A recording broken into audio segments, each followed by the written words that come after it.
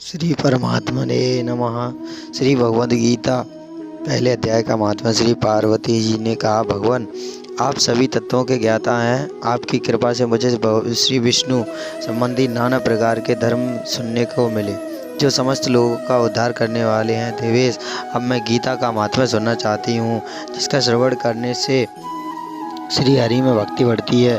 श्री महादेव जी बोले, जिनका श्री विग्रह अलसी के फूल की भांति श्यामवर्ण का है, पक्षीराज गरुड़ ही जिनके वाहन हैं, जो अपनी महिमा से कभी इच्छित नहीं होते तथा शेषनाग की सैया पर शयन करते हैं, उन भगवान महाविष्णु की हम उपासना करते हैं। एक समय की बात है, मुर दैत्य के नाशक भगवान विष्णु शेषनाग के रमणीय आसन पर सुखपूर्वक विराजमान थे।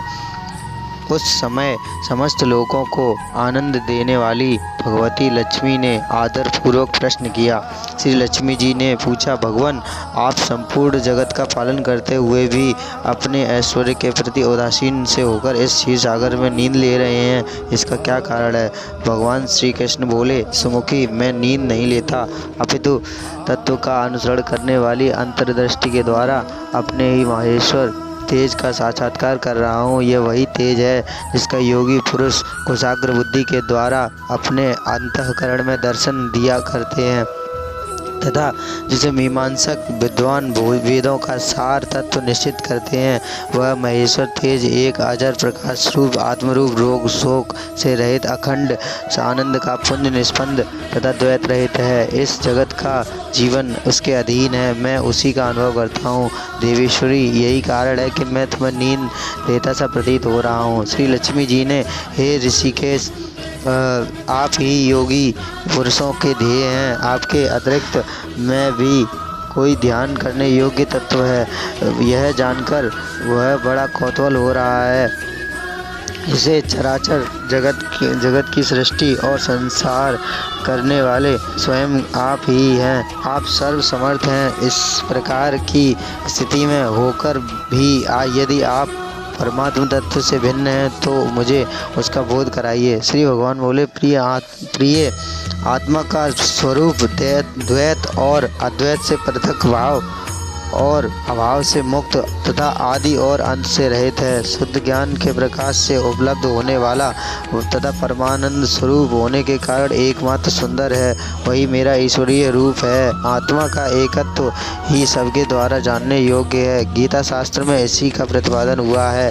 अमित तेजस्वी भगवान विष्णु के ये वचन सुनकर लक्ष्मी देवी ने शंका उपस्थित करते हुए कहा, भगवान यदि आपका स्वरूप स्वयं परमानंदमय तथा और मनवाणी की पहुँच के बाहर है तो गीता कैसे उसका बोध कराती है? मेरे इस संदेह का आप निवारण कीजिए। श्री भगवान बोले, सुंदरी सुनो, मैं गीता में अपनी स्थिति का वर्णन करता हूँ। क्रमशः 5 अध्यायों को तुम 5 मुख जानो, 10 अध्यायों को 10 भुजाएं समझो तथा 1 अध्याय को उदर और 2 अध्यायों को उनका दोनों चरण कमल जानो। इस प्रकार यह 18 अध्यायों की वांगमयी ईश्वरीय मूर्ति ही समझनी चाहिए। यह ज्ञान मात्र से महान फातकों का नाश करने वाली है। जो उत्तम बुद्धि वाला पुरुष गीता के 1 या आधे अध्याय का व आधे या चौथाई श्लोक का भी प्रतिपादन अभ्यास करता है, वह सुशर्मा के समान मुक्त हो जाता है। श्री लक्ष्मी जी ने पूछा, देव सुशर्मा कौन था, किस जाति का था और किस कारण से उसकी मुक्ति हुई? श्री भगवान बोले, प्रिय सुशर्मा बड़ी खोटी बुद्धि का मनुष्य था। पापियों का तो वह शिरोमणि ही था। उसका जन्म वैदिक ज्ञान से शून्य एवं क्रूरतापूर्ण कर्म करने वाले ब्राह्मणों में कुल हुआ था। वह ध्यान न करता था, न जप, न होम करता था, न अतिथियों का सत्कार। वह लंपट होने के कारण सदा विषयों के सेवन में ही आसक्त रहता था। हल जोतता था और पत्ते बेचकर जीविका चलाता था। उससे मदिरा पीने का व्यसन था तथा वह मांस भी खाया करता था। इस प्रकार उसने अपने जीवन का दीर्घकाल व्यतीत कर दिया। एक दिन मूढ़ बुद्धि सुशर्मा पत्ते लाने के लिए किसी ऋषि की वाटिका में घूम रहा था। इसी बीच एक काल रूपधारी काले सांप ने उसे डस लिया। सुशर्मा की मृत्यु हो गई। तदंतर वह अनेक नरकों में जा वहाँ की यातनाएं भोगकर मृत्युलोक में लौट आया और वहाँ बोझ ढोने वाला बैल हुआ। उस समय किसी पंगु ने अपने जीवन को आराम से व्यतीत करने के लिए उसे खरीद लिया। बैल ने अपनी पीठ पर पंगु का भार ढोते हुए बड़े कष्ट से 7-8 वर्ष बिताए। एक दिन पंगु ने किसी ऊंचे स्थान पर बहुत देर तक बड़ी तेजी के साथ उससे बैल को घुमाया। इससे वह थककर बड़े वेग से पृथ्वी पर गिरा और मूर्छित हो गया। उस समय वह वहाँ कौतूहलवश आकृष्ट हो बहुत से लोग एकत्र हो गए। उस जन समुदाय में से किसी पुण्यात्मा व्यक्ति ने उस बैल का कल्याण करने के लिए उसे अपना पुण्य दान किया।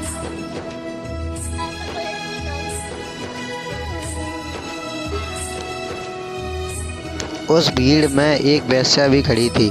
उसे अपने पुण्य का पता नहीं था, तो अब उसने लोगों की देखा देखी उस बैल के लिए कुछ त्याग दिया। तदंतर यमराज के दूत उस मरे हुए प्राणी को पहले यमपुरी में ले गए। वहाँ यह विचार कर कि यह वेश्या के दिए हुए पुण्य से